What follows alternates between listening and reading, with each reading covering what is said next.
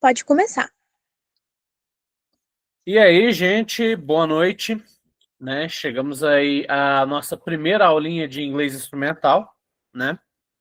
Eu vou lecionar essa disciplina para vocês, talvez até mais algumas outras disciplinas no online, dependendo de como foi evoluindo ali, né? Meu nome é Marlos, para quem ainda não teve nenhuma aula comigo, né? E eu vou dar essa aula de inglês instrumental para vocês. Vão ser 3 encontros, o padrãozão, né? E no sistema vão ter 2 trabalhos e uma avaliação final que vocês vão fazer. Isso aí é o esquema de toda a aulinha online, é isso aí, né? Toda a aulinha EAD é isso aí, né? 2 trabalhos valendo 3 pontos e a prova final valendo aí 4, ok? O que acontece? Eu acho que não vale a pena esperar o pessoal para já começar essa aula, porque hoje é dia 23/12, eu sei como é que é, eu acho difícil entrar mais gente, né? Mas essa aula aqui fica gravada no sistema, certo? Então, qualquer coisa vocês podem ver por lá.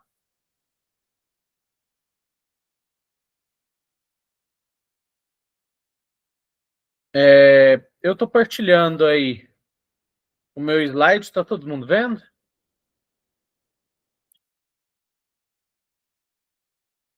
Beleza, valeu.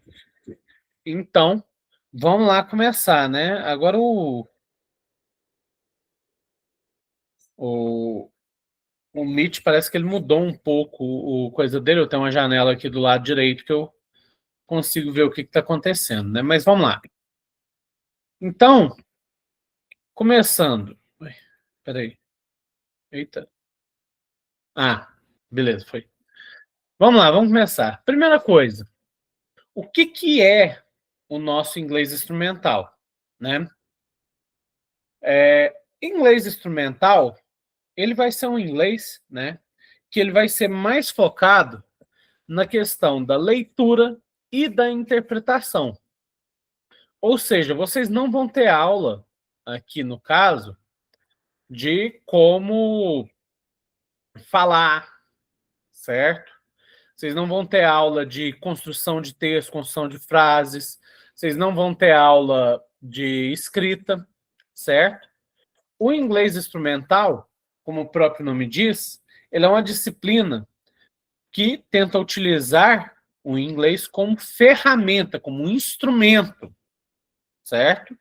Um instrumento para que você possa se aperfeiçoar, né, tecnicamente. Por que isso acontece? Porque a maioria dos trabalhos científicos de grande importância hoje, ele normalmente está em inglês. Ah, não, beleza, mas está em inglês. Mas hoje eu taco o Google Tradutor ali, fica tranquilo e fica beleza.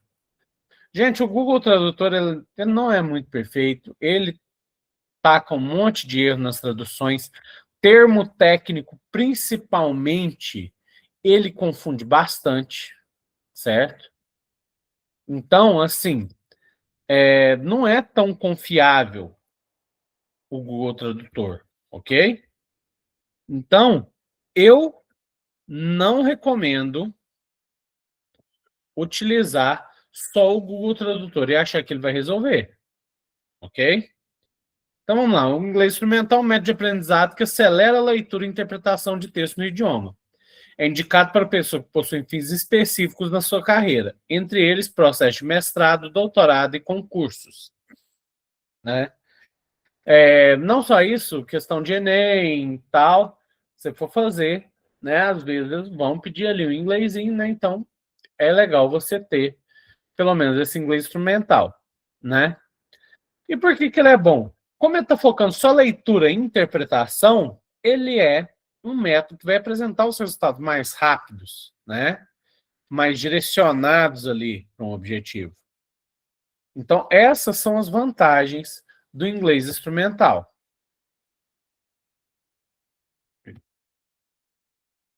Né?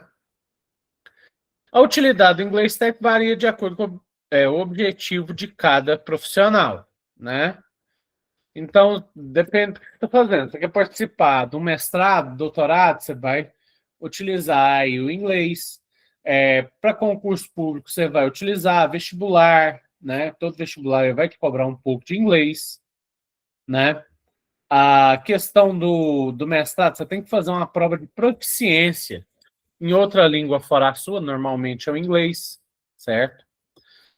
Para você passar para mestrado, doutorado já é um caso mais complicado. Talvez com instrumental só você nem consiga, porque você tem que ter, eles exigem o inglês assim bem mais próximo do fluente.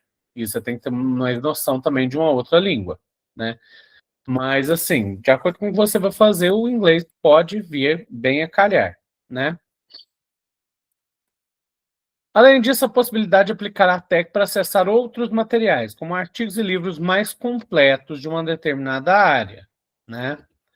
Uma vez que a quantidade de exemplares com informações e conteúdos em inglês é bem maior do que em português.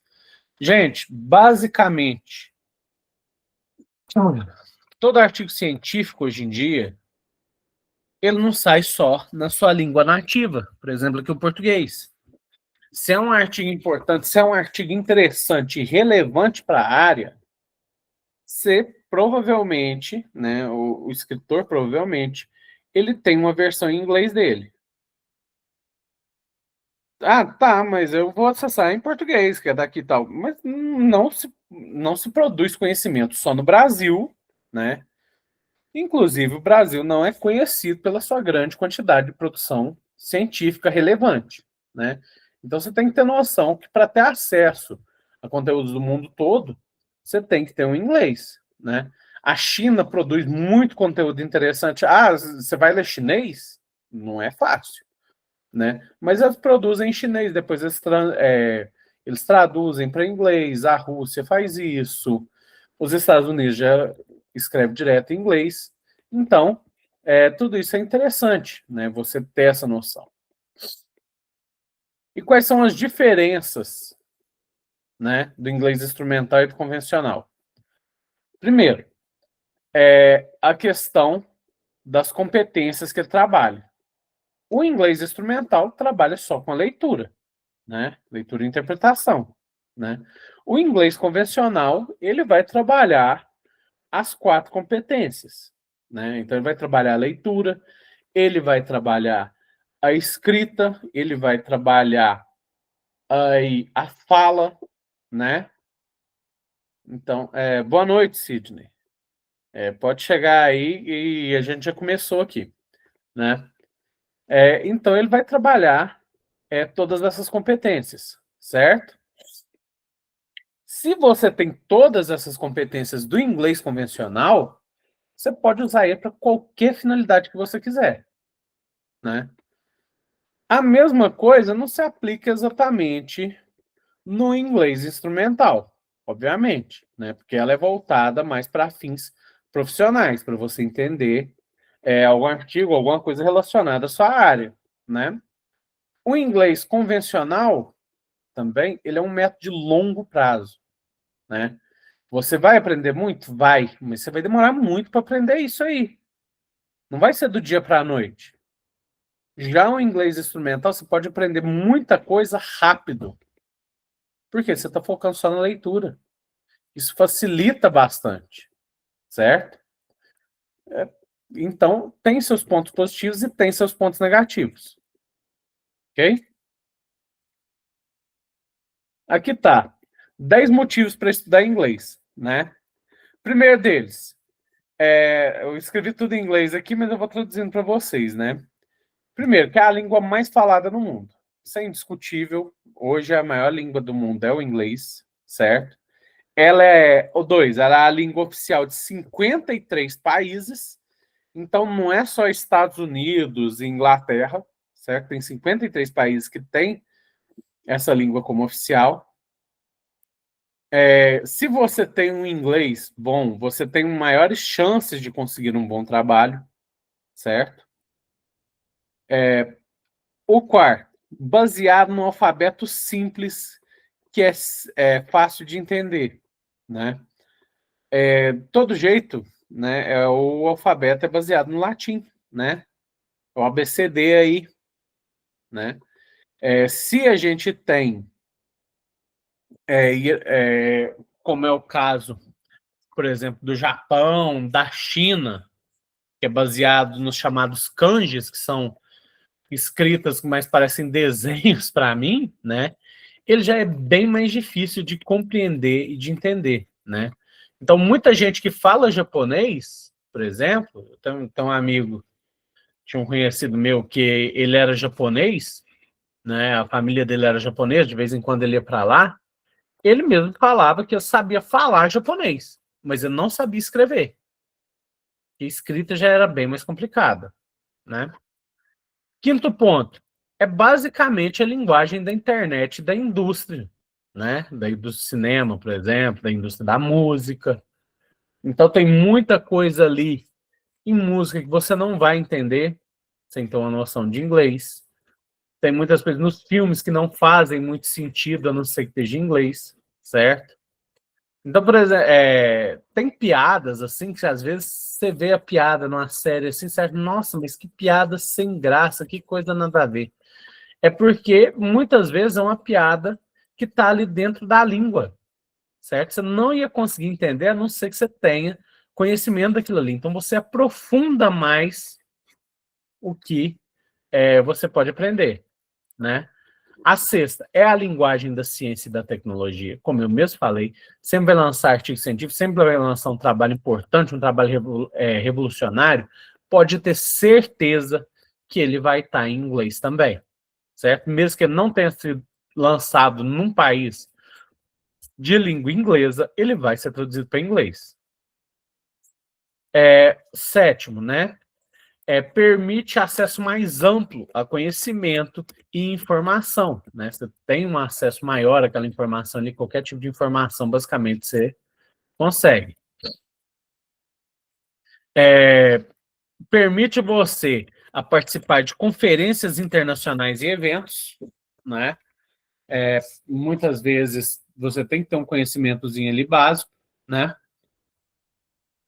Você entende mais da cultura popular, como eu falei, a questão das piadas, de coisas assim que às vezes você vê, mesmo tendo legendado, mesmo esse tipo de coisa, você não vê exatamente aquela motivo, você não entende o motivo de algumas coisas, certo? E o décimo, né, que é muito satisfatório aprender linguagem também, né? Então tudo isso está relacionado aí, ok?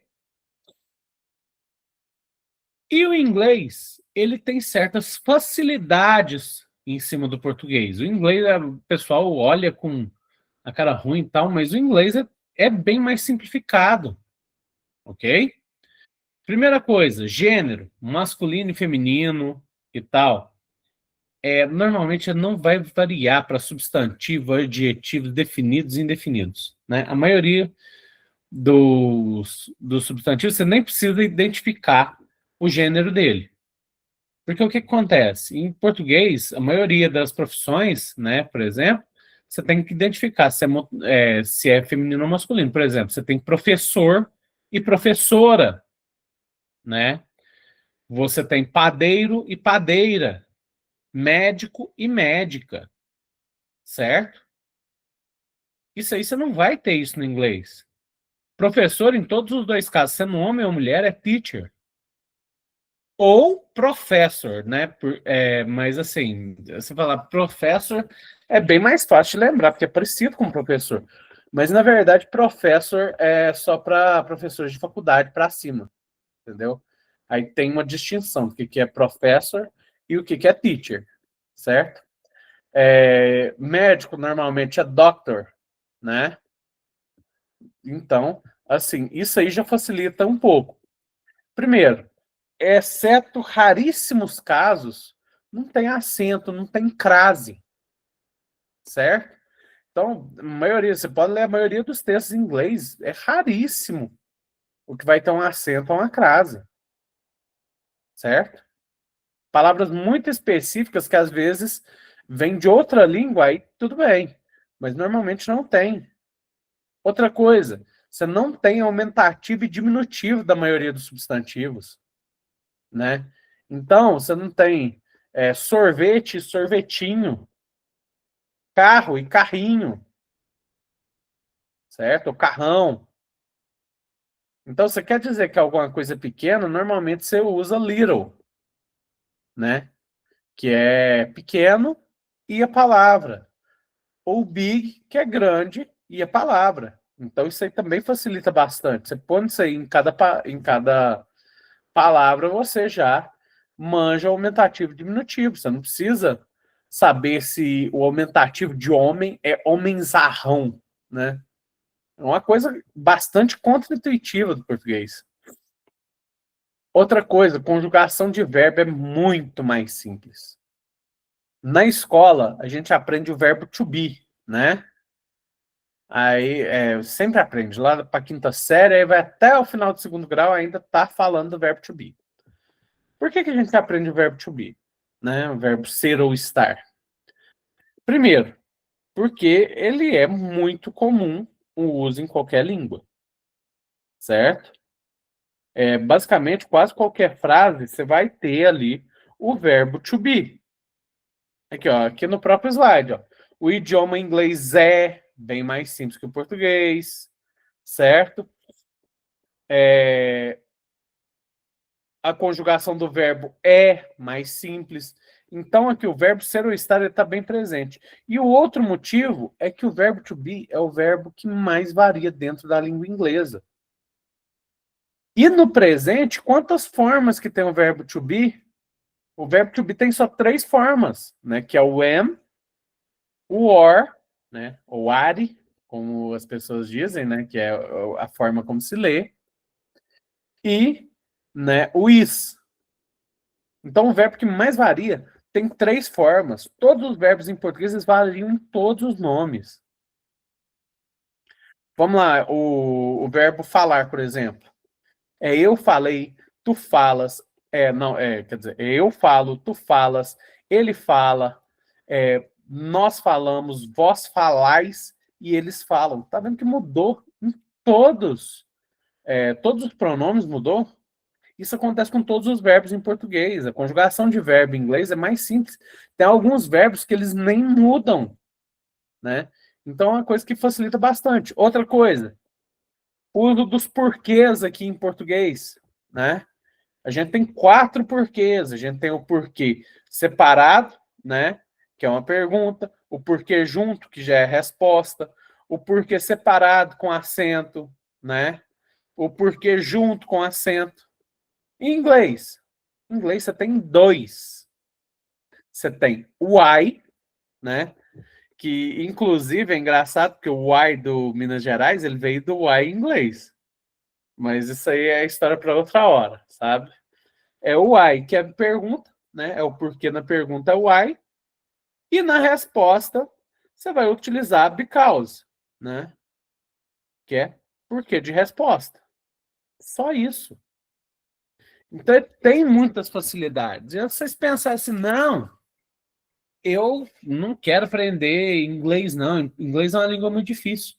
Vocês pensam que vocês podiam estar aprendendo árabe. Aqui, ó, eu coloquei até aqui uma aulinha de árabe aqui para vocês verem como é que é. Olha que coisa legal. Lá, lu, li. Agora a consoante é.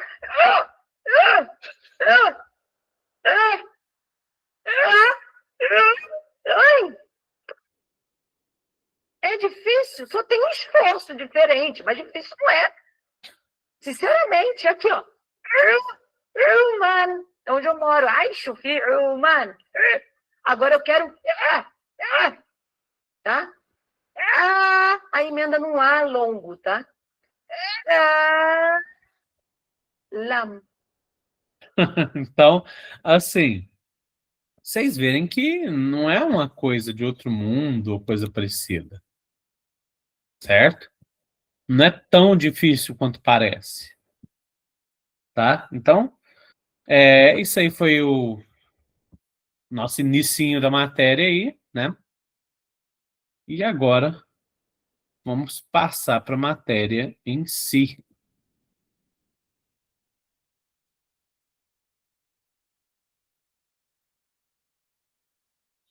Ai,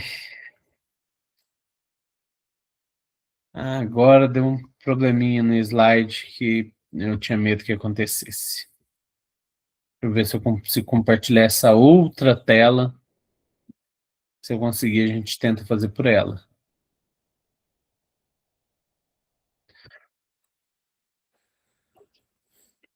Gente, com a tela sim, dá para ver mais ou menos? Porque não está tendo uma boa compatibilidade, né? Dá? Beleza. É porque não está tendo uma boa compatibilidade, deixa eu aumentar essa letra aqui, do PowerPoint com o Meet, né? Isso aí já é uma coisa que já está há um tempo. Não sei por que está acontecendo, mas não está tendo essa boa compatibilidade, né? Então, o que acontece? Primeira coisa que eu queria fazer com vocês é fazer uma pequena revisão do verbo to be, ok? Só para ter certeza que vocês se lembram e tal, muita gente assim já parou o segundo grau tem muito tempo, né? Então a gente vai só fazer rapidinho, né? Verbo to be é verbo ser ou estar, né? Um dos mais importantes do idioma inglês, certo? E serve como fundamento para o aprendizado de diversas formas verbais. Serve também para a comunicação mais básica possível, certo? Ele é um verbo irregular. O que isso quer dizer? Que ele muda de acordo com a pessoa que está falando, né? Com diversas formas. Sendo assim, diversas formas, você pensa, no presente, por exemplo, como eu falei para vocês, ele muda para 3 formas. No passado, ele tem 2. Então, isso aí é diversas formas em inglês. Em português, não. Em português, o verbo tem 6 formas, uma para cada pessoa, né, independente do verbo, basicamente, né? É um verbo irregular de diversas formas, pode funcionar também como verbo auxiliar, né? Como em português é naquela questão do gerúndio, certo? Que político adora falar gerúndio, né? Estaremos realizando a reunião, não sei o quê, vamos estar fazendo não sei o quê. Isso aí é ótimo em campanha política, para pessoa pensar que está trabalhando mesmo e tal. Não é assim, mas ele pensa que está trabalhando, né? Então, isso também é usado no inglês, certo?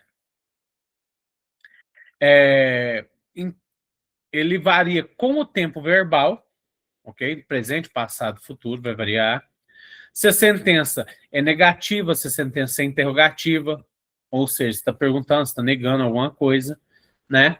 E admite as chamadas formas contraídas barra reduzidas e exige sujeito visível, ou seja, o sujeito da frase tem que estar escrito em inglês. Isso aí já é uma coisa diferente do português, né?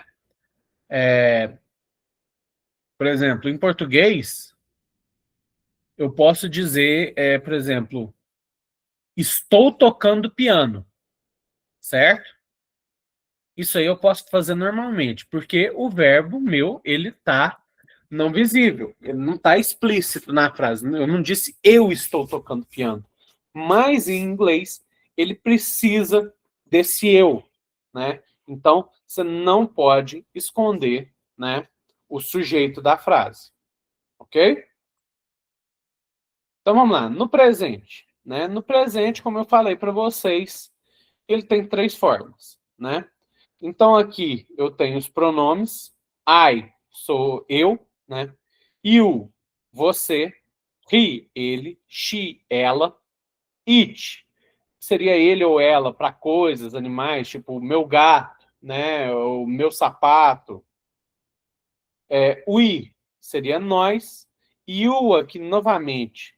Você vê que o you aqui, ele é igual, né? Porque esse you aqui, ele tá no singular e esse aqui ele tá no plural, certo? Não tem diferença na escrita. Exceto para coisas muito específicas, ele não vai estar falando se está no singular ou plural. Pelo resto da frase você vai ter que entender, tá? E aqui temos o they, né, que são eles ou elas, né?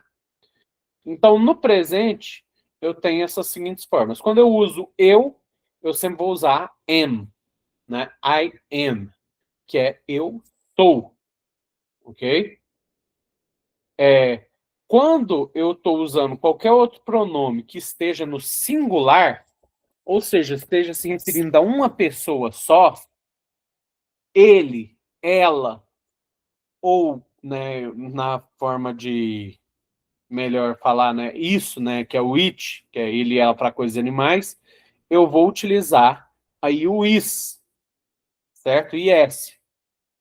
E quando eu estou utilizando plural, eu vou utilizar o are, que é o were, certo? Ah, mas por que que you aqui, você não falou que é no singular? Por que tá or? Eles fizeram com o you, eles resolveram deixar da mesma forma para singular e plural, né? Porque ele serve para os dois. Aí não quiseram mudar isso aí, colocar you is, né? Mas só entendam que esse you aqui está se referindo ao singular e esse aqui está no plural. Por isso que ele é conjugado duas vezes, tá? Então vamos lá, a forma afirmativa é isso. I am, you are, he is, she is, it is, we are, you are e they are. Conjugação simples. Conjugação negativa. Muito simples. Depois de conjugar normal, coloca um not no final. Né? Então, eu não sou, você não é, ele não é, ela não é, nós não somos, vocês não são e eles não são. Certo? Só colocar um not no final já fica tranquilo. E na forma interrogativa, o que muda? Na forma interrogativa, além de ter que ter o ponto de interrogação no final das frases, outra diferença é que o sujeito e o verbo eles são trocados de lugar. Então, não vou falar mais I am, eu vou falar am I, né? Eu não vou falar mais you are, vou perguntar are you? Tipo, você é? É você, né? No caso. Então, essa diferença no verbo to be, ela existe, certo? Então, basicamente, essas são as diferenças, presente, passado e futuro. Tá? E como eu falei para vocês, no caso da contração. O que é essa contração? O que isso quer dizer? É que muitas vezes, dentro do idioma inglês, eles fazem formas menores de escrever esses verbos. Certo? E isso é uma forma oficial. Então, talvez você veja isso aqui seja estranho. Quando eu vou utilizar uma contração, eu normalmente utilizo essa crase aqui na palavra. Então, vamos supor aqui, I am not, né? Que é eu não sou. Eu posso juntar o verbo to be aqui com o pronome. Então, I, eu vou cortar o A, que é a vogal, e vou pôr essa apóstrofe aqui. Então, fica I am not, né? You are not, né? Eu juntei o verbo com o meu sujeito, eliminei a primeira vogal e fiz, né? He is not. Juntei o verbo com o sujeito, cortei a primeira vogal do verbo, juntei. Mesma coisa aqui, ó. We are not. Cortou o A do are, né? Juntou aqui, certo? Tudo isso aqui, beleza. Dessa forma. E essa forma aqui à direita? Quando eu estou no negativo, eu posso, ao invés de juntar com o sujeito aqui, eu posso juntar com o not, com o não, sabe? Aí o que eu faço nesse caso? Escrevo a conjugação do verbo, or, né? A primeira letra do not, que é o N, e no lugar da vogal, eu tiro ela e coloco a apóstrofe e o resto, certo? Então, basicamente, isso aqui fica no lugar de uma vogal e eu vou tirar ela e juntar as palavras. Então, essa palavra aqui, tem muitos alunos que, às vezes, quando vão fazer prova, eles pegam isso aqui, veem isso aqui numa frase, nossa, mas que palavra esquisita, vou caçar isso aqui no dicionário e tal, e às vezes perdem muito tempo fazendo isso, gente. Palavra com crase, normalmente, é uma palavra comprimida, certo? É uma forma reduzida, e é uma palavra simples, então você deixa de perder muito tempo se você sabe disso. Então, aqui temos alguns exemplos de frases, né, no presente negativo. She's not happy every day, né? Aqui eu coloquei a forma reduzida. She isn't happy every day, né? Que significa ela não está feliz todos os dias. Aqui eu tenho I am not happy. Aqui é a forma reduzida. I am not happy, né? Que é eu não estou feliz. Uma coisa interessante de falar, né? Que vocês talvez tenham notado aqui, né? É que o pronome I, né? Que é eu, ele sempre é usado em maiúsculo, mesmo quando ele não está no começo da frase, certo? É que nem em português, quando pessoal religioso ali e tal fala Deus não sei o quê, quando você está se referindo a Deus mesmo, você tem que utilizar o D maiúsculo, certo? Agora, você está falando de um Deus específico, por exemplo, na Grécia Antiga, eles reverenciavam Apolo, que era o deus do sol. Aí eu escrevo com letra minúscula, certo? Então, tenham isso em mente. A forma interrogativa aqui, eu tinha a frase are they not experts, né? Que eles não são experts, eles não são pessoas que sabem muito do assunto e tal. Eu posso juntar o or e o not, como eu mesmo falei, o verbo e o not. Então fica aren't they experts? Né? Aqui, ó. Isn't she a detective? Né? Porque eu juntei o verbo com o not aqui. Nesse caso aqui, no interrogativo, eu não vou juntar com o sujeito, porque o sujeito tem que vir depois, né? Então, não posso juntar aqui o sujeito com o verbo, certo? Então, se a frase é negativa, eu junto ela, né? No caso, com o not, certo? Aqui, ó, is he a nurse? Are they teachers? Ele é o enfermeiro? Eles são professores? Então, as perguntas elas ficam dessa forma, certo? E também, né? A gente tem que ter noção que tem o presente contínuo. O que é o presente contínuo em português? Muita gente não sabe, né? Eu também não era muito bom em português na escola, não gostava muito, mas o que acontece? Presente contínuo quer dizer que ele continua acontecendo, que ele está acontecendo naquele exato momento, né? Em português ele também é chamado de gerúndio, ok? E em inglês como é que funciona? A sua formação se dá com o verbo to be, né, na sua forma base, am, is, your, né, como eu falei, ele é conjugado em 3 formas no presente, seguido, né, na forma base mais ing, né? Então, o que é a forma base do verbo to be? É o be, né? Então, na forma to be, a forma base dele é o be. Então, aqui eu tenho algumas frases. I am, né? Ou seja, a forma base am, being locked at home, né? Eu estou sendo preso em casa, né? Aqui, novamente, só que na forma contraída, né? Então, aqui tá os gerúndios. I am being, you are being, he is being, she is being, it is being, né? We are being, you are being, they are being, né? Então, o presente contínuo, ele usa isso aí. Outra coisa que eu queria falar é que isso aí não é uma coisa tão exclusiva assim do verbo to be, né?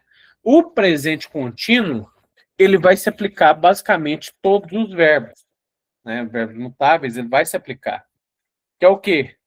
Usar o ing no final do verbo. Quer dizer que eu estou realizando aquela ação agora. Por exemplo, run. Run é correr, né? Se eu adiciono o ing no final, né? Fica running. Quer dizer que a pessoa está correndo naquele momento. Eat, EAT, é comer. Se eu coloco o ing no final, quer dizer comendo, certo? Então, esse ing, ele vale para o verbo to be e tal? Vale. Mas, né, a maioria dos verbos, né, ele vai utilizar essa forma aí do presente contínuo, né? Então, aqui é uma tabelinha, só para mostrar como é a questão do passado e do futuro, né? E no futuro, né, que a gente não falou, eu vou utilizar basicamente will be, né? Que é a melhor tradução, seria serei, seria, não, serei, será, né? Eu serei, ele será e tal. Ela será, nós seremos, né? Tem outras formas de conjugação? Tem, até em português. Tem um monte de forma, né? Não é só passado, não é só pretérito, tem pretérito perfeito, pretérito mais que perfeito, certo? Eu não vou entrar nisso aí, tá? Mesmo porque até a parte de português disso aí é chata, né? E eu vou tentar resumir um pouco mais. Mas a forma base é dessa forma aí, ok? Aqui eu deixei alguns exercícios para vocês de verbos to be, certo? Por que que eu deixei isso aqui? Porque normalmente eu dava essa aula também no presencial, né? E é legal você fazer para ter uma noção de como é que funciona. Como é que eu faço na aula online? Na aula online eu deixo esses exercícios nos slides, ok? E vocês fazem em casa e a gente, na próxima aula, eu só corrijo esses exercícios para ganhar tempo. Afinal de contas, a gente tem somente 3 aulas, né? Então, não vale a pena gastar uma aula inteira, parte de uma aula inteira, né? Só para fazer um exercício, ok? Então, começo da aula que vem, eu vou fazer esses exercícios com vocês. Mas eu aconselho vocês fazerem eles em casa para vocês entenderem, né? Então, vamos lá, deixa eu só arrumar uma coisinha aqui, rapidinho. Acho que tá bom, deixa eu... E esses slides eles vão estar no sistema para vocês, tudo bem? Então, vocês podem ficar tranquilos. O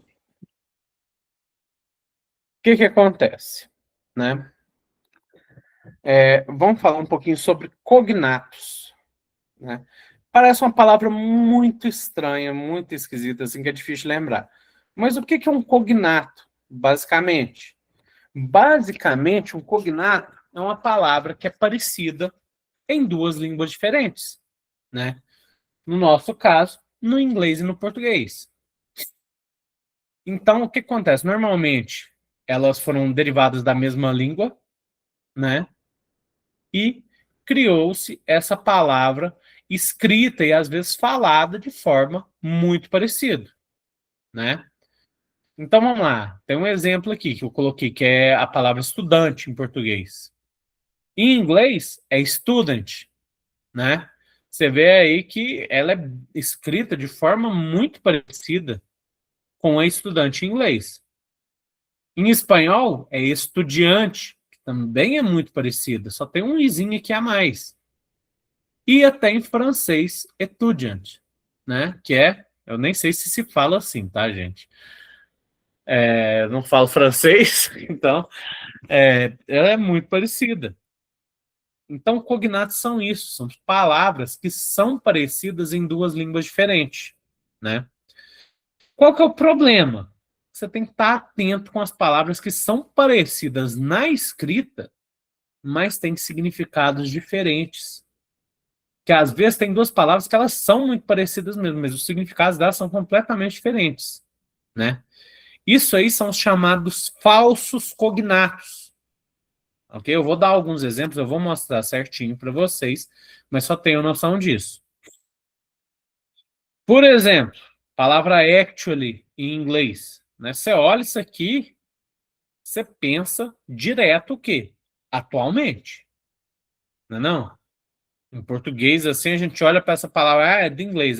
Todo mundo lembra de atualmente. E não é atualmente. Essa palavra significa na verdade. A melhor tradução para ela seria na verdade, né? Então tenham noção que tem os cognatos e tem os falsos cognatos. O que eu fiz aqui para vocês? Eu passei uma tabelinha, né, dos cognatos mais comuns. Então aqui eu coloquei a palavra em inglês, tipo accident, né, que é acidente, agent, que é agente, angel, que é anjo e tal. Eu fui colocando aqui. Então, olha aqui. Tem 71 cognatos aqui para vocês, certo? Isso aqui é bom para lembrar, isso aqui facilita na hora de traduzir, certo? Mas então é interessante, mas mais importante do que os cognatos, na minha opinião, são os falsos cognatos. Por quê? Porque o cognato, você olha aqui para a palavra reaction, você intuitivamente você sabe que ela significa reação. Você olha para a palavra universe, você sabe o que significa universo. Vídeo, aqui, escreve a mesma coisa, só que sem um acento. Então, assim, os cognatos é muito fácil de se relacionar. Por isso eu acho que nem vale a pena focar tanto nos cognatos. No que vale a pena focar? Nos falsos cognatos. Porque se você vê eles, você já sabe que o significado deles é diferente. Entendeu? Então vamos lá, alguns cognatos interessantes. Ó, por exemplo, aqui eu coloquei a palavra em inglês, né, que é actually, né? O que ela significa realmente em português, que é na verdade, né? Aqui eu coloquei a palavra que é parecida com ela em português, ou seja, atualmente, e como é que se escreve essa palavra em inglês, que é nowadays. Entendeu? Então isso aqui, ó, já tem umas coisas bem interessantes. Aqui, ó, por exemplo, cigar. Cigar, você vai pensar que é cigarro, mas não é. É charuto. Ah, e como é que escreve cigarro? Cigarrete. Cigarette, né? Balcony. Você pensa direto em balcão, só que é sacada. E como é que escreve balcão? Counter, certo? Então eu coloquei também uma tabelinha, né, com diversos falsos cognatos. Ah, eu tenho que fazer uma prova, eu posso levar essa tabela e tal. Como é que eu faço aqui? Gente, se você tiver que escolher entre levar muita coisa e tal, você pode levar só pouca coisa, levar os falsos cognatos para você ganhar tempo é muito mais importante, na minha opinião, do que levar os cognatos. Porque você viu uma palavra, você também em dúvida, você checou, não está nos falsos cognatos, você já sabe direto que ela é um cognato, ou seja, você já sabe qual que é o significado dela, certo? Aqui, ó, dois exemplos clássicos, né? Pull e push, né? Quando você vê push, direto você pensa em puxar. Não tem como. Push the door, né? Você pensa que você tem que puxar a porta. Não é. Push é empurrar. Pull é puxar, certo? Então isso aí também está nos falsos cognatos. Parent também, aqui para trás, quer ver? Cadê parent? Parents, né? Parents, você lembra direto de parentes. Parents é parente? Não, parents é pais, que é pai e mãe. Aí como é que é parents? Relatives. Então, assim, já muda bastante, certo? Então, os falsos cognatos é isso. São coisas até simples, certo?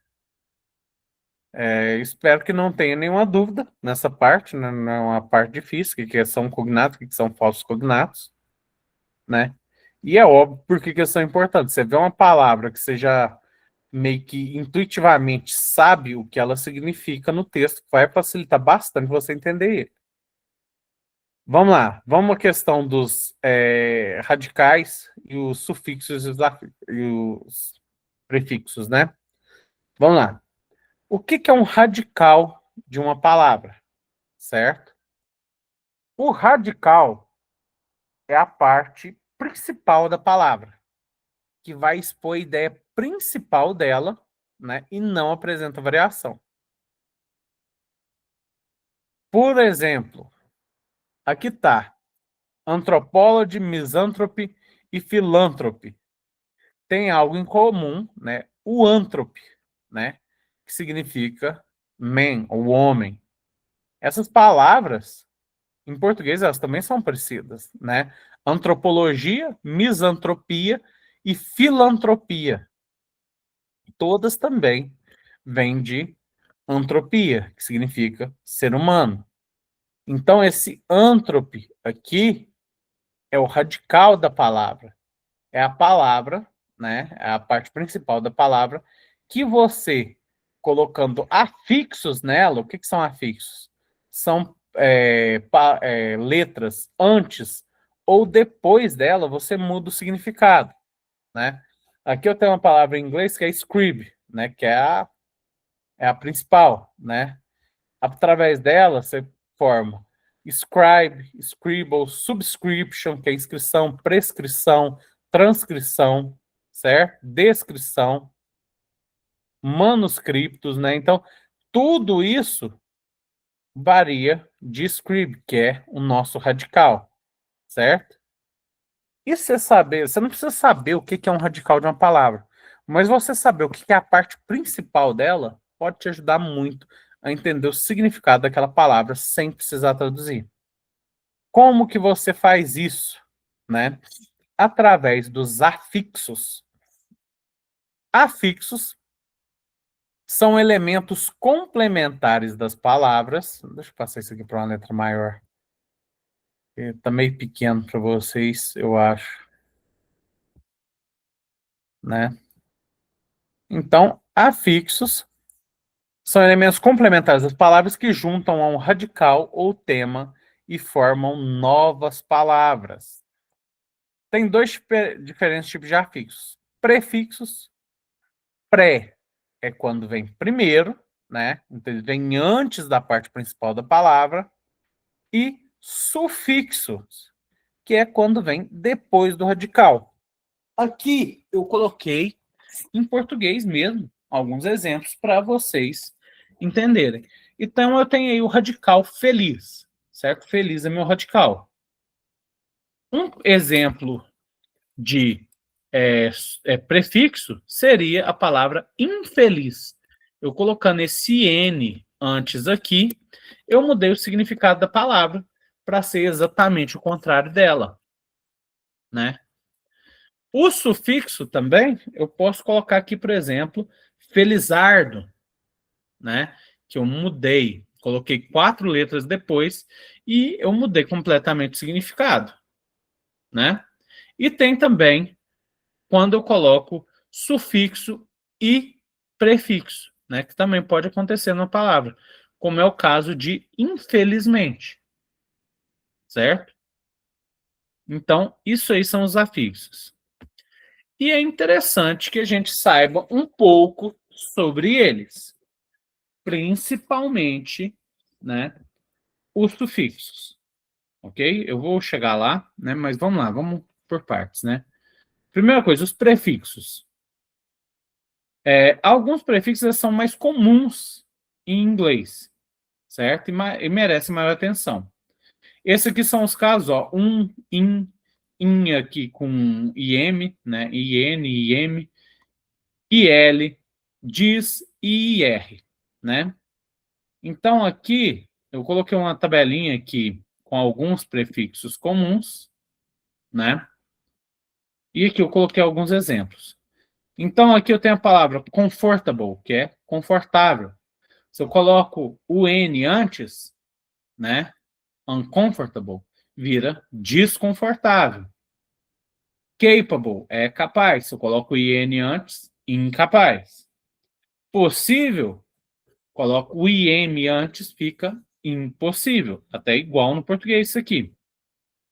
Legal, se eu coloco o IL antes, ilegal.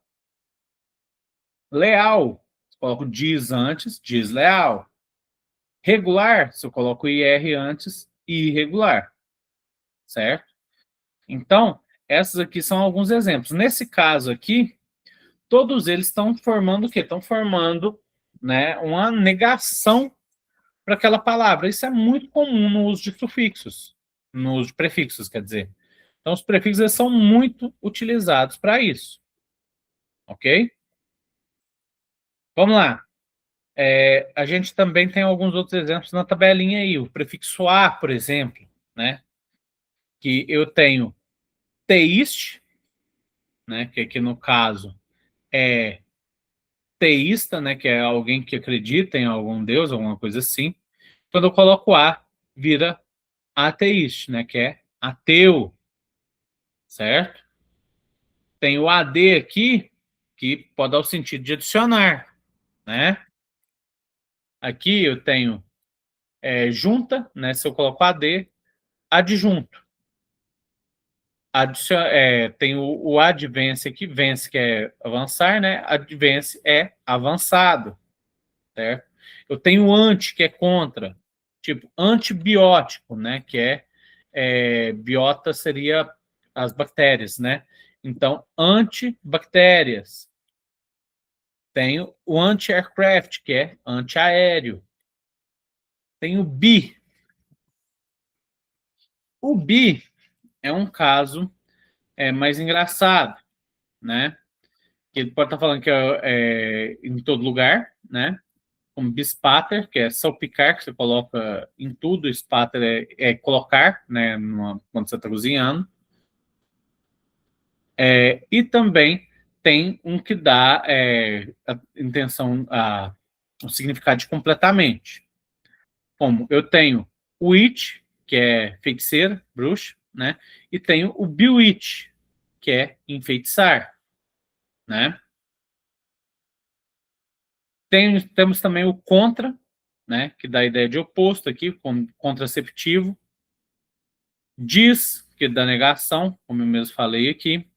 Miss é uma coisa que não foi certa. Por exemplo, aquela música do Bon Jovi, Misunderstood. Understood é entendido, né? Então, o miss ali é mal entendido, certo? Misfire quer dizer que errou o tiro, que deu um problema no tiro. Esse um aqui também é negação. Então, assim, esses prefixos, eles são importantes, eles dão uma ideia geral. E não é difícil ter uma noção do que eles estão falando, tá bom? A maioria deles aqui, se vocês notarem, eles falam normalmente de negações, certo? Aqui tem alguns exercícios. Novamente, peço para que façam para a gente corrigir na aula que vem, tá bom? O que acontece? Por que eu não falei dos sufixos, certo? Os sufixos, primeiro, eles são um caso mais amplo e, na minha opinião, eles são mais importantes de entender, certo? Como eles mudam as palavras. Então, eu separei 11 exemplos ali que são mais importantes e a gente vai dar uma olhada nisso na aula que vem, tá? Então, queria que vocês fizessem esses exercícios aqui, tá? Aí na casa de vocês, para a aula que vem a gente continuar isso aqui. Eles não são exercícios difíceis, né? Por exemplo, aqui, ó, repuxa your costume, né? Isso aqui é simplesmente um exercício daquela questão dos cognatos, né? Então aqui você vai ter que ver o que é pushed. É puxou, é empurrou, e costume. É o quê? Costume, fantasia, tradição, certo? Então entra muito na questão dos cognatos falsos e verdadeiros, né? I pretend to be a good husband. E além disso, vocês fazendo esses exercícios aqui, vocês já vão tendo uma noção de alguns cognatos e falsos cognatos aí famosos, certo? Pretend aqui, ó, é um famoso, né? Aqui você olha para isso aqui, você pensa que é pretendo, mas não é? Então, não sei. Tentem fazer isso aí, né? Coloquei aqui uma questão aqui da Universidade Federal de Roraima, de 2016, né? Então, aí, para questão de até de vestibular, não sei se tem algum de vocês nessa condição, mas é interessante saber isso aí, né? E da Universidade, do Instituto Federal de Goiás, né, de 2012, ok? Então, assim, são exercícios aí que eles são um pouco difíceis, talvez, mas, assim, tentem fazer isso aí com o uso dos slides, das tabelas, e não tentem usar muito o Google Tradutor, não, tá? Mas é bem mais fácil. Mas o Google, ele sabe inglês, né? A sua intenção aqui, pelo menos penso eu que seja, devia ser tentar aprender isso aí, tá bom? No mais, eu acho que compensa parar por aqui. Deixa eu só dar uma olhada numa coisa aqui rapidinho. Porque o próximo já é a aula de cognatos, é uma aula bem grande, né? Começa ela agora, não sei se é muito do interesse de vocês, certo? Mas acho que a gente já cobriu uma boa parte aí do que precisava, né?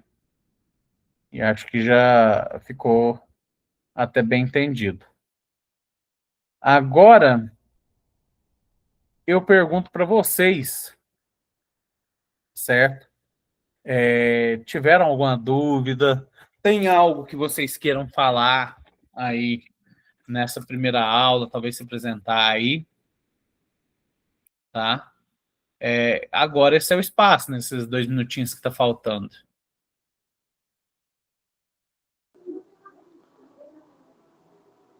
Boa noite, meu nome é Cisne. Assim, na primeira aula a gente acha assim um pouquinho complicado, mas com o tempo a gente vai aprendendo, eu creio. Com o tempo vocês vão pegar, vocês vão ver. Tá? Exatamente. Vai ser tranquilo. Eu, nessa primeira aula também, eu não apresentei tanta coisa nova, assim, eu acho, né? É só, tipo, o verbo to be, que vocês já viram, né? Mas muita gente aí talvez tem que relembrar, né? Você fez segundo grau tem quanto tempo, Sidney? Ah, tem bastante tempo. Pois é. Para o seu caso, talvez tinha que relembrar, né? Verdade. Pois é. Mas eu vou tentar passar aí da melhor forma possível. E vocês tendo alguma dúvida, falem comigo, certo? Eu não sei se vocês quiserem, eu posso passar meu número do WhatsApp aqui no chat, né? Aí vocês entram em contato se tiver algum problema. Vocês querem que passe? Pode, por favor. Oi? Pode passar, por favor. Ah, tá. Ó, meu número é esse aí, tá? Se vocês tiverem algum problema e precisarem conversar comigo, podem entrar em contato comigo no WhatsApp, tá? Que eu respondo tranquilamente. Tudo bem? Ok. Fazendo os exercícios que aí a gente vai ver as dúvidas surgindo. Não, certinho então, tá? Então, no mais é isso, gente. Feliz Natal, feliz Ano Novo aí para todo mundo, tá? Porque já tá quase na hora, né? E a gente se vê lá em janeiro, né? Sei. Então tá bom, gente. Boa Feliz noite. Natal, pessoal. Boas festas. Boa noite. Obrigado, já. Vocês também. Tchau, tchau. Boa noite para vocês, boas festas aí, Feliz Natal também. Tudo de bom. Falou. Vamos tomar umas que tá na hora. Na hora. Tá mesmo. Falou. Falou.